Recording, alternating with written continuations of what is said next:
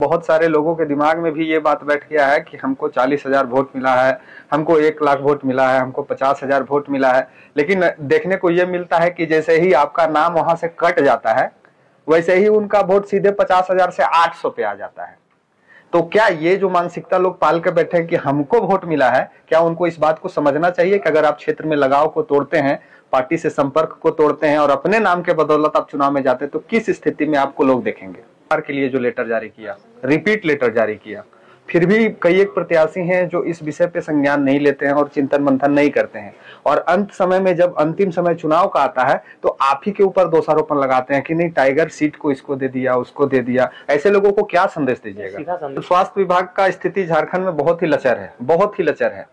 और अभी हमारे जो मंत्री जी हैं माननीय इरफान अंसारी साहब, उनका एक स्टेटमेंट था कि अगर सरकारी स्कूल हो या फिर प्राइवेट, माफ कीजिएगा, सरकारी हॉस्पिटल हो या प्राइवेट हॉस्पिटल हो, अगर कहीं भी पेशेंट का देहांत हो जाता है तो उनसे पैसे की डिमांड नहीं की जाएगी।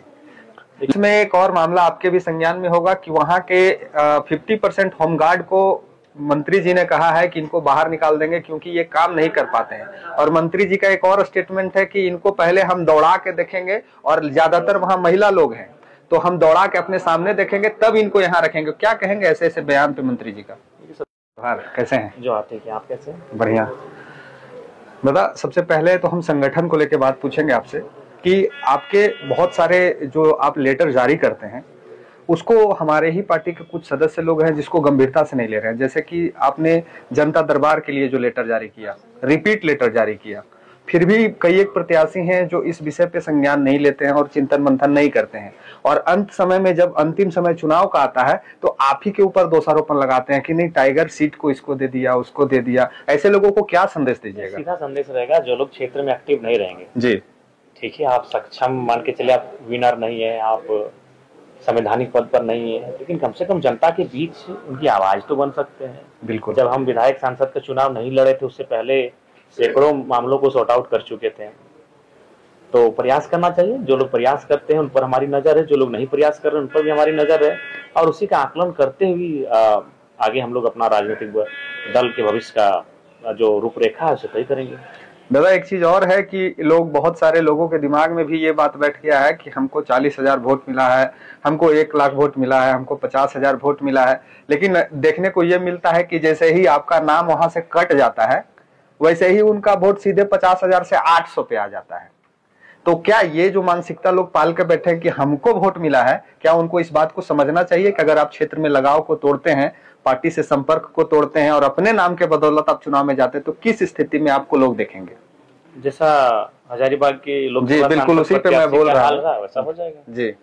तो ऐसे लोगों को क्या कहेंगे कि जिनके दिमाग में, उनको स्पष्ट कहेंगे कि जनता ने आपको मत दिया है, आप उसका सम्मान करें और उनके मुद्दों के साथ खड़ा रहे। हम ये थोड़ी कह रहे हैं राज्य के मुख्यमंत्री सक्षम नहीं है सारी समस्याओं का समाधान के लिए, देश के प्रधानमंत्री सक्षम नहीं है देश की सारी समस्याओं के समाधान करने के लिए त्वरित, तो आप उनकी आवाज बनिए, उनके दर्द को अपने ऊपर लीजिए।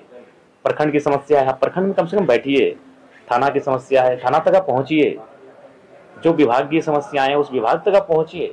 काम होना ना होना अलग विषय है, आप प्रयास ना करें ये गलत बात है, तो ये उनको करना चाहिए। पहलगाम में दादा जो अटैक हुआ, जो पर्यटकों के साथ जो दुर्घटना घटी, उस पे कुछ पार्टी के नेता लोगों ने बहुत लंबा चौड़ा स्टेटमेंट लिख के ज्ञान दिया लोगों को।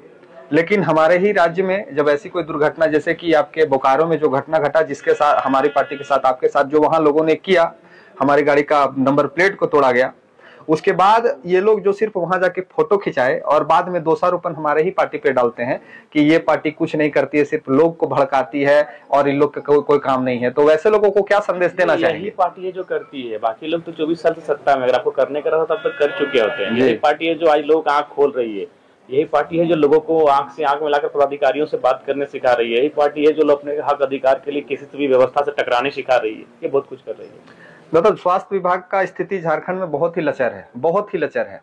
और अभी हमारे जो मंत्री जी हैं माननीय इरफान अंसारी साहब, उनका एक स्टेटमेंट था कि अगर सरकारी स्कूल हो या फिर प्राइवेट, माफ कीजिएगा, सरकारी हॉस्पिटल हो या प्राइवेट हॉस्पिटल हो, अगर कहीं भी पेशेंट का देहांत हो जाता है तो उनसे पैसे की डिमांड नहीं की जाएगी।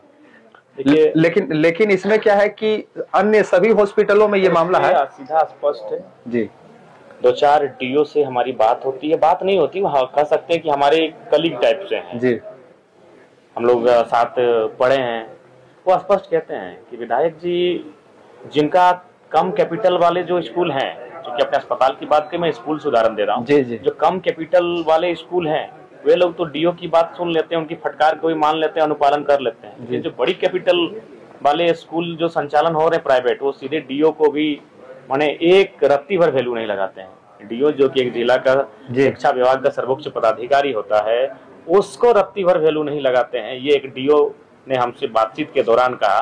तो कह सकते हैं कि कैपिटल के माध्यम से जो आज चल रहे ये जो प्राइवेट संस्थाएं हैं, वो चाहे स्वास्थ्य की हो या शिक्षा की हो, वो बिल्कुल मनमानी कर रही है। इसीलिए सरकार को उस पर बयान देने की अब आवश्यकता नहीं, उसमें रेजोल्यूशन पास करने की आवश्यकता है, विधेयक बनाने की आवश्यकता है और एक गाइडलाइन तय करना होगा प्राइवेट संस्थानों को।